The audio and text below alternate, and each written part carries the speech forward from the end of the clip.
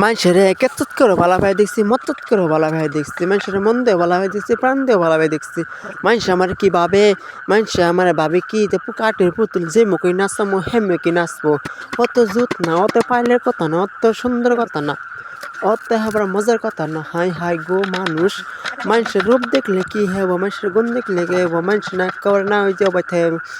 High রে high কিসে গেছে দিদি, কিসে গেছি যে আমারে দেখলে যে কি করে। হাই হাই আল্লাহ, আমারে উপর দেহে ভালোবাসা নিচে কাটে গাছ। হাই হাই রে জ্বালা, জ্বালা তো বড় জ্বালা। হাই হাই রে দুঃখের কথা, এবার ঠেকি যেন অগত্যি পড়ে থাকি।